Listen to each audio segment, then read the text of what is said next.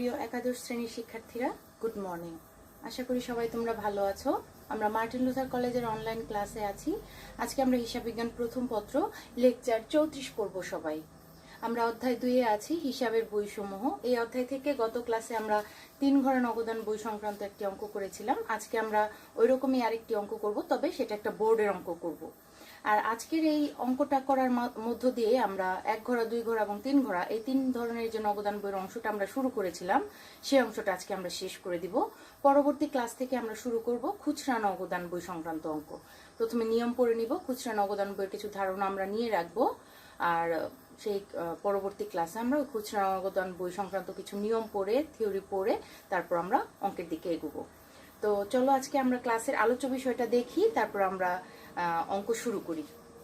আজকে আমরা করব 3 ঘোড়া নগদান বই সংক্রান্ত সৃজনশীল ব্যবহারিক সমস্যা ও সমাধান। সেটা কুমিল্লা বোর্ড 2019 সালের একটা অঙ্ক করব। কুমিল্লা বোর্ডে 2019 সালে 3 ঘোড়া নগদান বই সংক্রান্ত যে অঙ্কটি এসেছিল সেটা আমরা করব। আর সেটা তোমরা পাবে তোমাদের বইয়ের 335 পৃষ্ঠা 85 নাম্বার অঙ্কটা। তো সবাই অঙ্কটা খোলো, প্রশ্নটা আমার সাথে সাথে একটু খেয়াল করো, দেখো, হাতে পেন্সিল রাখো। যদি কোনো লেনদেন একটু নতুন মনে হয়, তোমাদের কাছে একটু বোঝার প্রয়োজন আছে মনে করো, সেটা মার্ক করে রাখবে। আর অঙ্ক করার জন্য খাতা কলম যা যা লাগে, বই, ক্যালকুলেটর সবকিছু নিয়ে তোমরা প্রস্তুত হও। তো প্রশ্নটা শুরুতে পড়ি, তোমরা একটু সাথে সাথে খেয়াল করো। 2018 সালের জুন মাসে জনাব জসিমের ব্যবসায় নিম্নলিখিত লেনদেনগুলো সম্পাদিত হয়।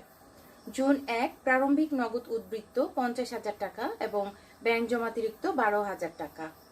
5 তারিখ নগদ ক্রয় 6,000 টাকা এবং চেক মারফত ক্রয় 2,000 টাকা।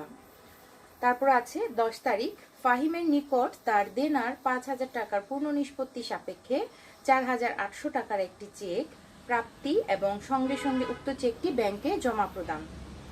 18 তারিখ বলা আছে ব্যক্তিগত প্রয়োজনে ব্যাংক হতে উত্তোলন 1200 টাকা অর্থাৎ 1,200 টাকা। 20 তারিখ বলা আছে চেকের মাধ্যমে পণ্য বিক্রয় 20,000 টাকা। 25 তারিখ বলা আছে ব্যাংকে চেক জমা প্রদান, ব্যাংকে জমা প্রদান 20,000 টাকা। তারপর 30 তারিখ আছে ব্যাংক জমাতিরিক্তের সুদ 200 টাকা। তারপর 30 তারিখ আরেকটা লেনদেন আছে সাকিবের নিকট থেকে 5% বাট্টায় পণ্য ক্রয় 25,000 টাকা। অর্থাৎ এখানে যে পণ্য ক্রয়ের বিষয়টা, সেটা নগদে ক্রয় এটা বলা নেই, তাহলে আমরা ধরে নেব এটা ধারে ক্রয়, আর পাওনাদারের নামও দেয়া আছে সাকিব। আমরা এই ক্রয়টা করেছি 5% বাট্টায়। আমরা জানি পণ্য ক্রয় বিক্রয়ের সাথে যে বাট্টা জড়িত থাকে সেটা হচ্ছে কারবারি বাট্টা, এবং এই কারবারি বাট্টার কোনো হিসাবের বইতে রাখা হয় না। অর্থাৎ জাবেদা খতিয়ান বা নগদান বই যেটাই করি না কেন, কারবারি বাট্টার কোনো হিসাব আলাদাভাবে রাখা হয় না। তবে কারবারি বাট্টার টাকাটা বাদ দিয়ে ক্রয় বা বিক্রয়ের সাথে যেটা জড়িত সেই অ্যামাউন্টটা নির্ণয় করে তা হিসাবের বইতে রাখা হয়। অর্থাৎ পণ্য ক্রয় 25,000 টাকা, এখানে কারবারি বাট্টাটা বাদ দিয়ে বাকি টাকাটা ক্রয় হিসাবে আমরা হিসাবভুক্ত করে দেখাবো। তাহলে এখানে আমাদের করণীয়গুলো হচ্ছে: ক, মোট ক্রয়ের পরিমাণ নির্ণয় করো। খ, জুন 5, 10, 29, 36 তারিখের লেনদেনগুলোর সাধারণ জাবেদা দাও। এবং গ নাম্বার বলা আছে জুন 1, 10, 20, 25, 36 তারিখের লেনদেনগুলোর ভিত্তিতে জনাব জসিমের ব্যবসায়ের 3 ঘোড়া নগদান বই প্রস্তুত করো। এখানে যেই 3টা করণীয়, আমাদের 3টাই আমাদের জানা বিষয়, কারণ আমরা গত ক্লাসে 3 ঘোড়া নগদান বই কিভাবে করতে হয় সেটাও করেছি। খ নাম্বার বলেছে সাধারণ জাবেদা দিতে, আমরা সাধারণ জাবেদাও করতে পারি। এবং ক নাম্বার মোট ক্রয়ের পরিমাণ নির্ণয় করতে বলা হয়েছে। তাহলে সবগুলো লেনদেন থেকে আমাদের পড়ে পড়ে খুঁজে বের করতে হবে কোনগুলো ক্রয় সংক্রান্ত লেনদেন, সেগুলো থেকে আমরা মোট ক্রয়ের পরিমাণ নির্ণয় করব। চলো তাহলে আমাদের প্রথম যে করণীয়টা ক নাম্বার, সেটা আমরা শুরু করি। তোমরা খাতা নাও, কলম পেন্সিল, ছক আঁকার জন্য যেগুলো লাগে সেগুলো নাও। তোমাদের জন্য আমি বোর্ডে করে দেই এবং তোমরাও সাথে সাথে করো।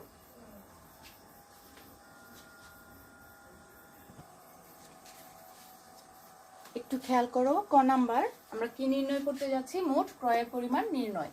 এটা আমরা লিখে নেব শুরুতে খাতায়। তারপর আমরা খেয়াল করব আমাদের এখানে মোট ক্রয়ের পরিমাণ নির্ণয় করতে বলা হয়েছে। তার মানে শুধুমাত্র পণ্য ক্রয় সংক্রান্ত যে বিষয়গুলো আছে সেগুলো আমরা এখানে নির্ণয় করব। ক্রয় বলতে কিন্তু অন্য কোনো সম্পত্তি বা অন্য কিছু মণিহারি ক্রয় এগুলো আসবে না। ক্রয় বলতে কিন্তু আমরা পণ্য ক্রয়কেই বোঝাই। তাহলে আমাদের 1 তারিখ থেকে 30 তারিখ পর্যন্ত লেনদেনগুলোর মধ্য থেকে আমরা খুঁজে বের করব কোন কোন তারিখে আমাদের পণ্য ক্রয় সংক্রান্ত লেনদেন সংঘটিত হয়েছে।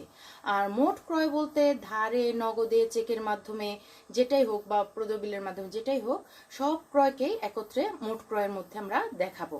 তাহলে আমরা এখান থেকে আমরা প্রথমে একটা ছক আঁকি তারিখে, তারপর আমরা ক্রয় সংক্রান্ত যে বিবরণটা সেটা দিব, তারপর আমরা টাকার কলাম একটা করি। ঠিক আছে, তারপর আমরা দেখি আমরা 5 তারিখে ক্রয় সংক্রান্ত একটা লেনদেন পেয়েছি। সেখানে আমাদের নগদ ক্রয় এবং চেকের মাধ্যমে ক্রয়ের কথা বলা আছে। নগদ ক্রয় 6000, চেকের মাধ্যমে ক্রয় হচ্ছে 2000 টাকা। আর আলাদা কোনো ক্রয় আমরা পাইনি। একদম লাস্টে গিয়ে 30 তারিখে আরেকটা ক্রয় পেয়েছি, সেটা সাকিবের নিকট থেকে আমরা 5% বাট্টায় 25,000 টাকার পণ্য ক্রয় করেছি। তাহলে এখানে কিন্তু 5% বাট্টা বাদে বাকি ক্রয়ের টাকাটা আমাদের এখানে দেখাতে হবে। ঠিক আছে, আর এটা যেহেতু নগদে ক্রয় নয়, একদম নগদ কথা বলা নেই, তাহলে আমরা এটা ধরে নেব ধারে পণ্য ক্রয়। ঠিক আছে, তাহলে এটা আমরা এখন প্রেজেন্টেশনটা দেখাই। তারিখের কলামে আমরা 2018 সালের অঙ্ক করছি। 2018 জুন 5 তারিখে নগদ ক্রয় 6000 টাকা। আবার 5 তারিখে আছে চেকের মাধ্যমে ক্রয় 2000 টাকা।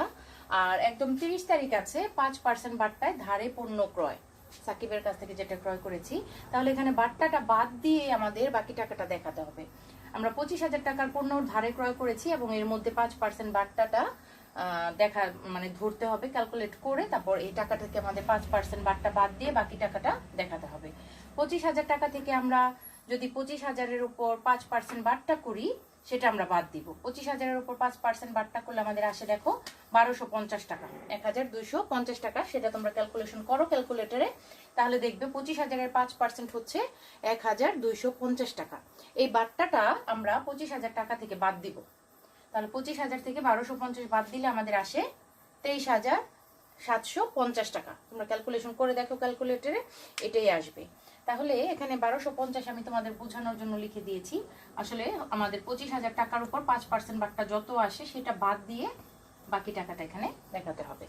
এখন আমরা দেখি 3টা অ্যামাউন্ট যোগ করি, যোগ করলে আমাদের টোটাল হয় 31,750 টাকা। সেটা হচ্ছে আমাদের মোট ক্রয়ের পরিমাণ। তাহলে আমরা এখানে লিখতে পারি মোট ক্রয় বা মোট, যেহেতু আমরা শুরুতে লিখেছি মোট ক্রয়ের পরিমাণ নির্ণয়, তাহলে মোট ক্রয় আমাদের 31,750 টাকা। এরপর আমরা ছকটা ক্লোজ করে দিব আর টাকার অ্যামাউন্টটা আগে ডাবল দাগ দিয়ে ক্লোজ করে নিব। আশা করি ক নাম্বার তোমরা বুঝতে পেরেছো।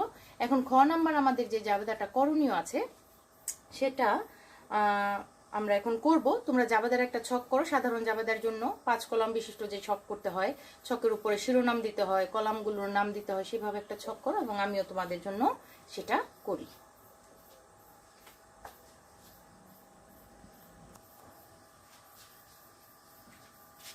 দেখো খ নাম্বার সমাধানটা, আমরা একটা জাবেদার ছক করেছি 5 কলাম বিশিষ্ট এবং শিরোনাম দিয়েছি যে প্রতিষ্ঠানের নাম, যার নামে প্রতিষ্ঠান, জনাব জসিম। এবং আমরা কি করছি, সাধারণ জাবেদা দাখিলা যেটা দিচ্ছি আমরা জাবেদা দাখিলাও লিখতে পারি।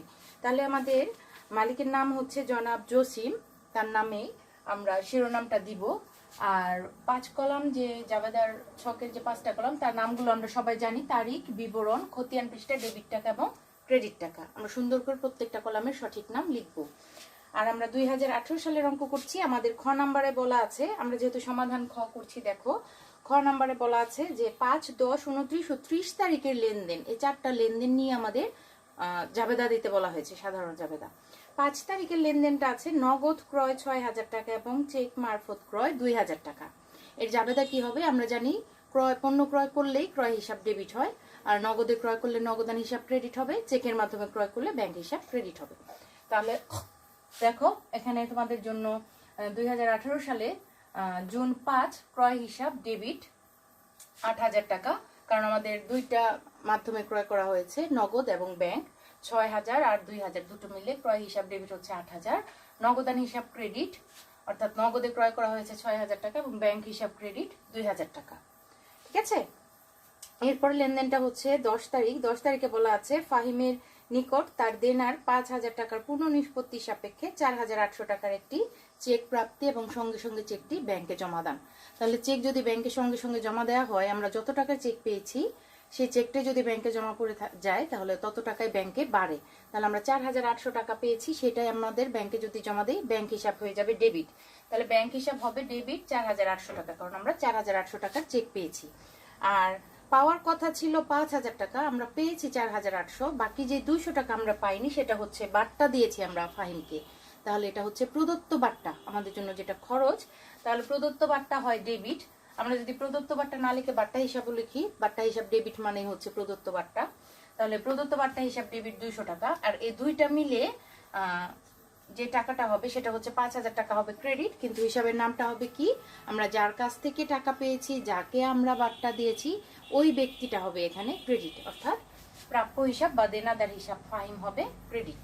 ঠিক আছে, ফাহিমের কাছ থেকে যেহেতু টাকা পেয়েছি, আমরা যেহেতু ফাহিমকে বাট্টা দিয়েছি, উনি আমাদের দেনাদার বা প্রাপ্য হিসাব।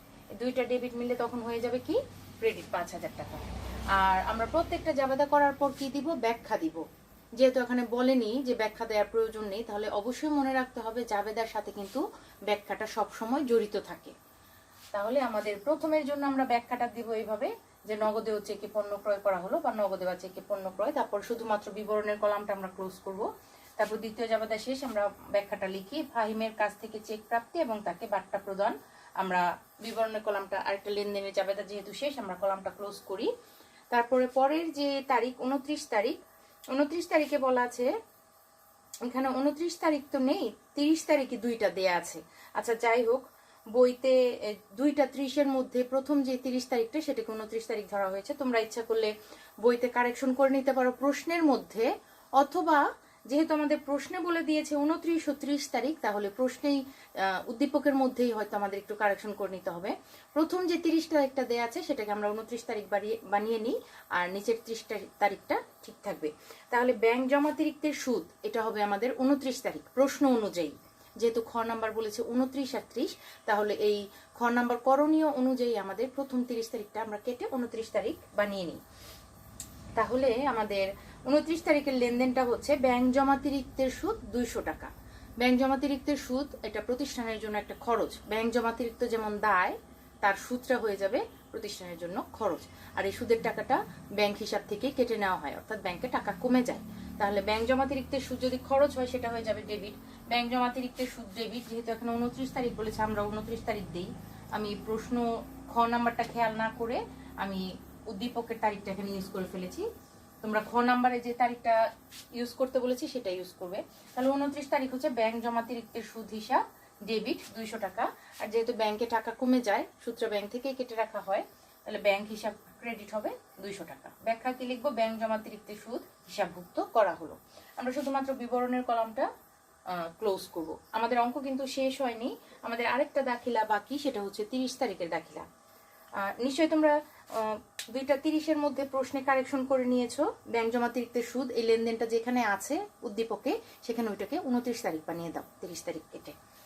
আচ্ছা, এখন আমাদের এখানে 30 তারিখের লেনদেনটা দেওয়ার কথা, যেটা আমরা 5% বাট্টায় পণ্য ক্রয় করেছি। ঠিক আছে, এই লেনদেনটা এখানে হওয়ার কথা, কিন্তু এটা আমি যেহেতু জায়গা নেই, আমি একটু মুছে এইখানে লিখি। ঠিক আছে, তাহলে তোমরা 5 তারিখের লেনদেনটা নিশ্চয়ই সবাই বুঝেছো। আমি তোমাদের বোঝানোর জন্য 30 তারিখেরটা করার জন্য আমাকে মুছতে হচ্ছে, আমি মুছে দিচ্ছি। 30 তারিখ বলা আছে ফাহিম তার কাছ থেকে সাকিবের নিকট থেকে 5% বাট্টায় পণ্য ক্রয় করা হয়েছে। কত টাকা? 25,000 টাকা। তাহলে তোমরা এটা করে ফেলো, ক্রয় হিসাব ডেবিট আর হচ্ছে প্রদেয় হিসাব ক্রেডিট। ঠিক আছে, তাহলে এটা হচ্ছে 2018 জুন। এটা এখানে হওয়ার কথা ছিল 29 তারিখের পরে 30। এটা হবে ক্রয় হিসাব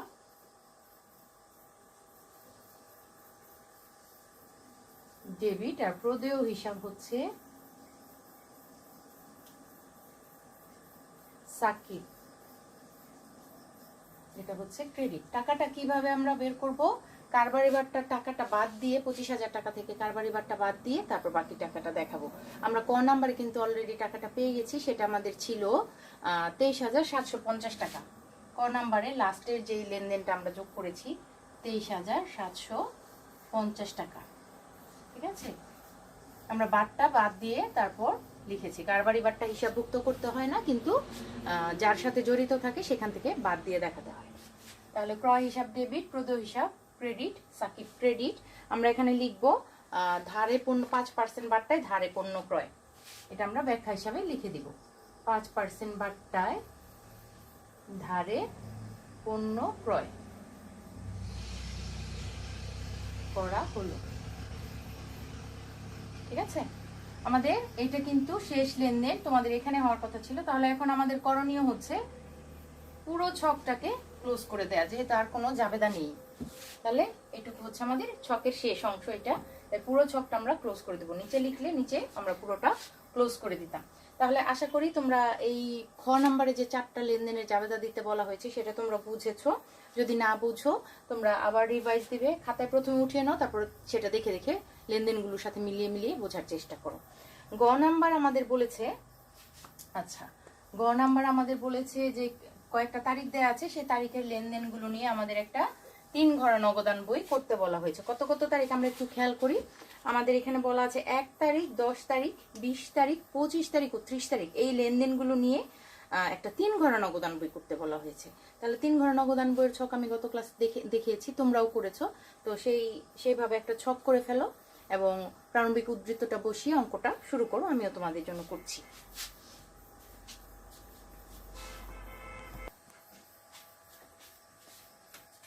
গ নাম্বার সমাধানটা একটু খেয়াল করো।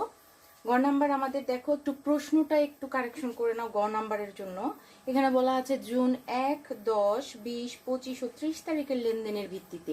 30 তারিখের লেনদেনের ভিত্তিতে যদি বলে তাহলে 30 তারিখের লেনদেনটা কিন্তু ধারে পণ্য ক্রয় সংক্রান্ত 5% বাট্টায় যেটা, সেটা কিন্তু আমাদের নগদান বইতে আসবে না। আর আমরা একটু আগে ক্ষয়ের জন্য ব্যাংক জমাতিরিক্ত সুদের তারিখটা 29 বানিয়ে নিয়েছি, ওইটাও 30 তারিখ দেওয়া ছিল। এখানে দেখলাম যে আমাদের যদি আমাদের প্রশ্ন অনুযায়ী 30 তারিখটা ধরে আমরা করি গ নাম্বারে, তাহলে সেই 30 তারিখের লেনদেনটা কিন্তু এখানে আসবে না 3 ঘর নগদান বইতে। তাই আমরা 30 তারিখটা কেটে গ নাম্বারে প্রশ্নের মধ্যে করণীয় গতে আমরা 30 কেটে 29 লিখে নিই। কারণ আমরা একটু আগে ব্যাংক জমাতিরিক্তের সুদের যে তারিখটা ওইটাকে উদ্দীপকের মধ্যে 30 কেটে 29 করেছিলাম। তাই তোমরা গ নাম্বারেও যে করণীয় আছে ওখানে 30 তারিখের কথা উল্লেখ আছে, ওইখানে তোমরা 30টা কেটে 29 লিখো, তাহলে আমাদের অঙ্কটা করতে এবং বুঝতে সুবিধা হবে। ঠিক আছে, এখানে প্রশ্নে একটু প্রিন্টিং মিস্টেক হয়ে গেছে, কারণ দুইটা 30 তারিখ উদ্দীপকে দেওয়া, আবার খ নাম্বারে বলা আছে 29 ও 30-এর লেনদেনের ভিত্তিতে। আবার জাবেদায় তোমাদের এখানে যেহেতু সমাধানও করে দেওয়া আছে, তোমরা সমাধানও একটু কারেকশন করে নিতে পারো। যদি এরকম হয় যে দুইটাই 30 তারিখ যদি দেয়া থাকে উদ্দীপকের মধ্যে, আর করণীয়তে যদি বলে 29 তারিখের ভিত্তিতে, তাহলে প্রথমটাকে তো আমাদের 29 তারিখে ধরতে হবে এবং সেই অনুযায়ী কারেকশন করে আমাদের জাবেদায়ও বইতে 2টা 30 আছে সমাধানে, সেই সমাধানের প্রথম যেই জাবেদার 3 নাম্বার জাবেদাটা, সেখানেও তোমাদের 29 তারিখটা ইউজ করতে হবে, বইতে কারেকশন করে নিও। আর নগদান বই যেটা 3 ঘোড়া নগদান বই, যেহেতু প্রশ্নে আমরা একটু কারেকশন করেছি 29, তাহলে তোমরা ব্যাংক জমাতিরিক্তের সূত্রটা 29 তারিখ ধরেই বইতে সমাধানগুলোতে একটু 29 তারিখ লিখে নিও। আমি জানি না কুমিল্লা বোর্ডের প্রশ্নে আসলে 2টায় 30 ছিল নাকি, প্রশ্নে এরকম করণীয়গুলোতে 29 বা 30 এরকম একটু প্রিন্টিং মিস্টেক ছিল কিনা, প্রশ্নে থাকার কথা না। তো প্রশ্নে যদি আমাদের 29 ধরি, আমাদের সমাধানেও 29 ধরতে হবে এই তারিখের লেনদেনটা।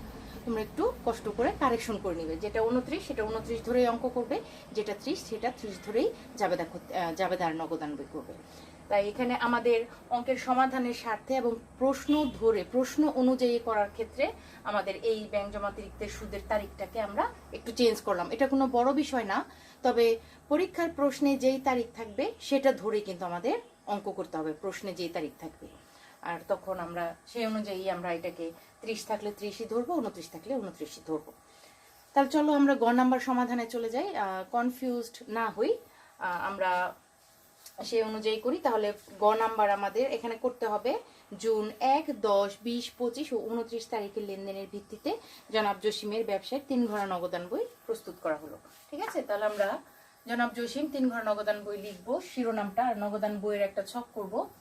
3 ঘর নগদান বইতে টাকার কলাম 3টা থেকে আমরা জানি। আর আরেকটা বিষয়, তোমরা বইতে অনেক জায়গায় পাবে উদাহরণে যে বাট্টার টাকাটা অনেক সময় অনেকে আমরা শুরুতে ইউজ করতে পারি। অনেক জায়গায় তোমাদের উদাহরণে নগদ টাকা, ব্যাংক টাকা, এই 2টা টাকার কলামের আগে বাট্টার টাকার কলামটা অনেক জায়গায় দেয়া আছে, সেটাও ঠিক তোমরা হয়তো অনেকে নবম দশম শ্রেণীতে এইভাবেও করে এসছো, আবার নগদ টাকা, ব্যাংক টাকা, বাট্টা টাকা, এটাও ঠিক, দুইটাই ঠিক। তবে তোমাদের জন্য যেটা সুবিধাজনক মনে হয় সেটাই তোমরা করবে। আমি এখানে বাট্টা টাকার কলামটা পরে রাখলাম। তো ছকটাকে 3 ঘর নগদান বইয়ের ছককে আমরা দুইটা ভাগে ভাগ করি। তারিখ, বিবরণ, রসিদ নং, খতিয়ান পৃষ্ঠা, নগদ টাকা, ব্যাংক টাকা এবং বাট্টা টাকা, এটা হচ্ছে ডেবিট সাইড। এরপরে ক্রেডিট সাইডটা আমরা লিখবো ক্রেডিট, তারিখ, বিবরণ, ভাউচার নং, খতিয়ান পৃষ্ঠা, নগদ টাকা, ব্যাংক টাকা এবং বাট্টা টাকা। তোমাদের এখানে সমাধানে সম্ভবত বাট্টার কলামটা আগে দেওয়া আছে, এটা কোনো বিষয় না, তোমরা তোমাদের সুবিধা মতো করে নিবে।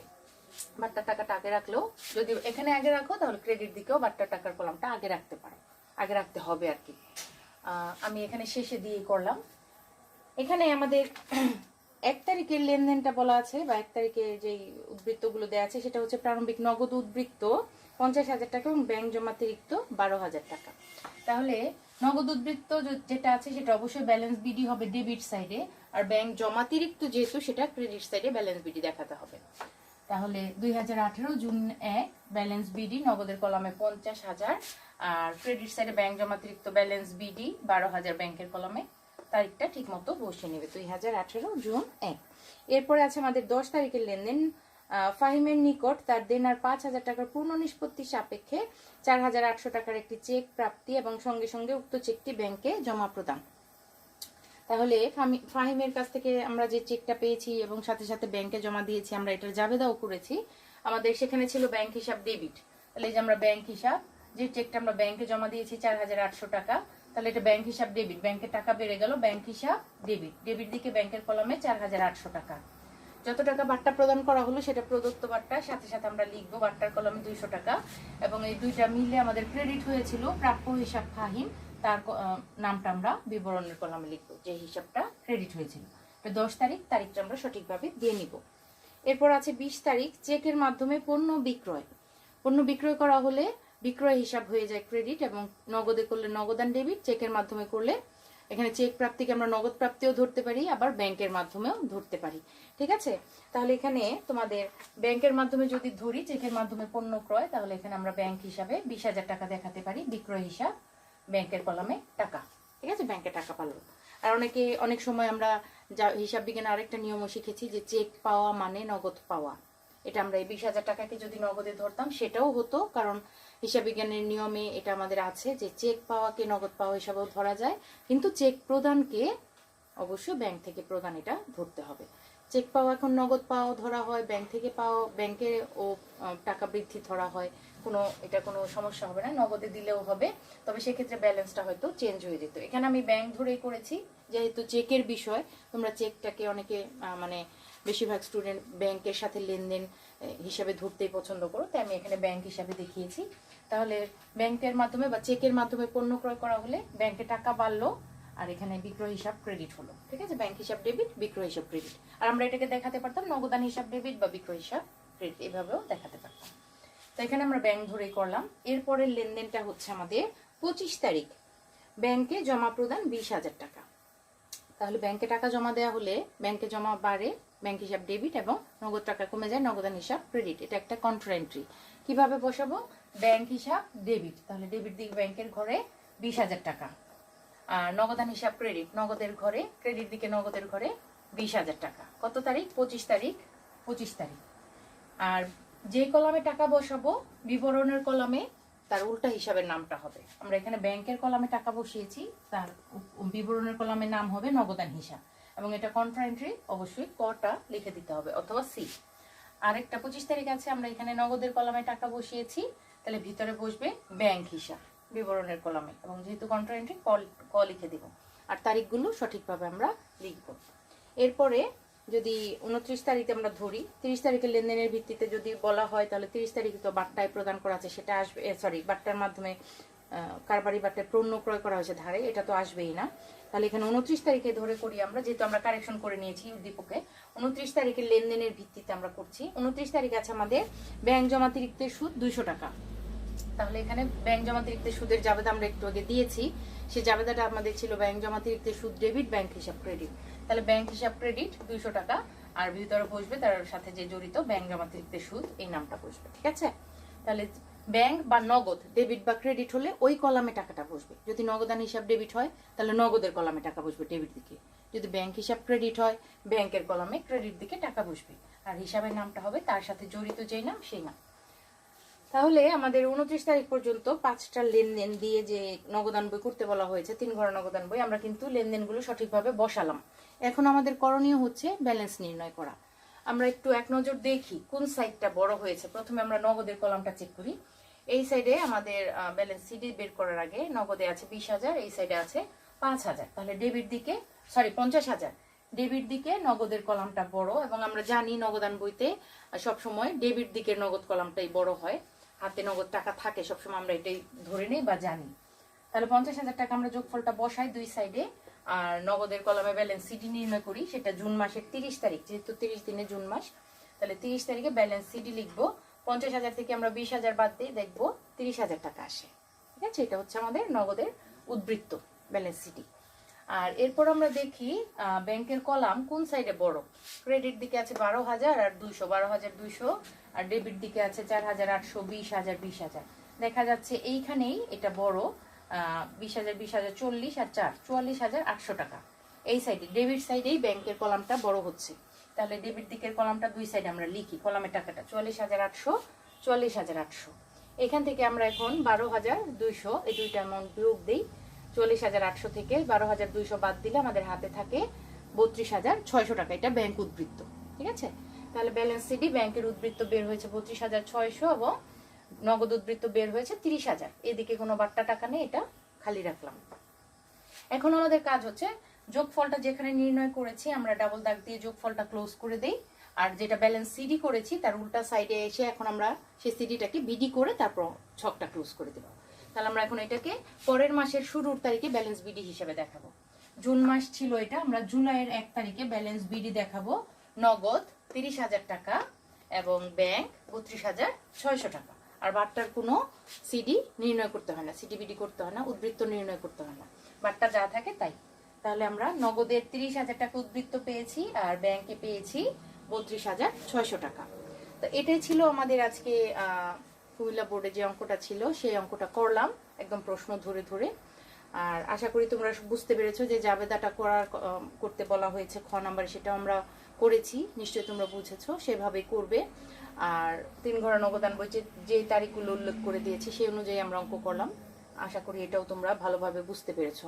তো বোর্ড স্ট্যান্ডার্ড এরকম অনেকগুলো অঙ্ক তোমাদের উদাহরণ, বিভিন্ন উদাহরণ এখানে দেয়া আছে। তোমরা একটা কাজ করবে, বোর্ডে যে অঙ্কগুলো তোমাদের বইতে এখানে আছে একদম 2019 সালের আছে, 18 সালেরও কিছু থাকতে পারে, দেখবে তোমরা তোমাদের 77 নাম্বার অঙ্ক থেকে 326 পৃষ্ঠা উদাহরণ 77 থেকে তোমাদের বিভিন্ন বোর্ডের অঙ্কগুলো করে দেয়া আছে একদম। তোমাদের উদাহরণ কত পর্যন্ত আছে এখানে, সবগুলো বোর্ডের অঙ্কই 2019 সালের অঙ্ক, 96টা অঙ্ক এখানে আছে তোমাদের। তো বোর্ডের যে প্রশ্নগুলো সেগুলো কেমন হয় তোমরা এই উদাহরণে স্যার তোমাদের জন্য করে দিয়েছে এবং তোমাদের জন্য উপকার হয় সেই কথা চিন্তা করে, এগুলো কিন্তু আর অনুশীলনীতে দেয়া নেই, উদাহরণে করে দেয়া মানে সমাধান সহ তোমাদের করে দেয়া আছে। তাহলে তোমাদের জন্য আরো বেশি ইজি হয়ে গেল। অঙ্কের প্রশ্নটা প্রথমে তোমরা বুঝবে, সেই অনুযায়ী অঙ্কটা কেমন হয় সেটাও তোমরা একটু ধারণা নিয়ে অঙ্কটা কিন্তু করতে পারবে, বুঝে বুঝে করতে পারবে। তবে সব অঙ্ক কিন্তু দেখে দেখে করবে না, ঠিক আছে? প্রথমে দেখে একবার বোঝো, তারপর প্রশ্নটা দেখে সমাধানটা ঢেকে রেখে অঙ্কটা তোমরা খাতায় প্র্যাকটিস করো। এরকম প্রত্যেকটা বোর্ডের অঙ্কগুলো তোমরা বাসায় প্র্যাকটিস করো। নগদান বই আছে, জাবেদা খতিয়ান, যে সংক্রান্ত অঙ্কই থাকুক না কেন তোমরা খাতায় প্র্যাকটিস করো, তাহলে দেখবে যে তোমরা বোর্ড স্ট্যান্ডার্ড কেমন প্রশ্ন হয় সেগুলো ভালোভাবে বুঝতে পারবে। তো স্টুডেন্টস, আজকের ক্লাস এ পর্যন্তই থাক। নেক্সট ক্লাসে আমরা খুচরা নগদান বই এই অংশটা শুরু করব।